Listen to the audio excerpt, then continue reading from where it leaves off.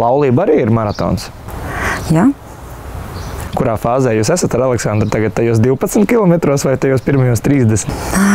Grūti atbildēt. Kaut kur vidū jāizdomā. Tā atbildīgā karakteristika, tā rakstura, tie pēdējie 12 vēl ir priekšā, ja, tie atbildīgākie. Zināt, kā es lasu žurnālu, ja tur ir, ka pa 7 gadi pirmie ir viens etaps, tur pa 7 kilometriem jau var skaitīt.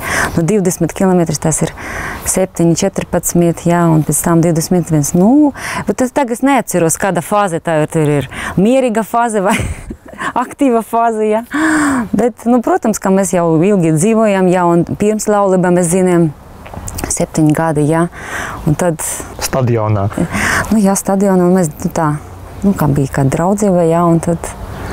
Es zinu par vēl ļoti īstenībā daudz pāriem, kas ir profesionāli satikušies, un nemaz tā uzreiz, zinot to, ka viņš dara to pašu, varbūt, ka vēl pamēģināt kaut ko, pastīties ārpasaulē, ka varbūt kaut kāds ir cits cilvēks, kurš kaut ko interesantu vēl dara, bet beigās tik un tā, šis tak visu zinu un saprot.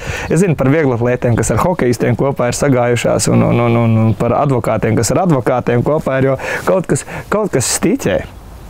Un, ja tu saki 7 gadus, vai ne, viens un tas pats cilvēks, bet kas ir tas klikšķis beigās, kas liek tomēr to savu cilvēku no tās pašas jomas izvēlēties? Es domāju, ka mēs esam viena sporta veida, jā. Mums ir viena mīlestība, skriešana, jā, un tas apvieno ļoti labi, jā.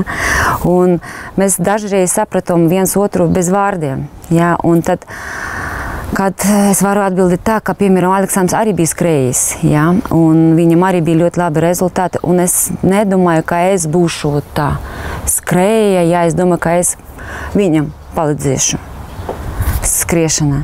Bet izdevās tā, ka viņš sāk man palīdzēt, jā, un savu karjeru viņš atdot man.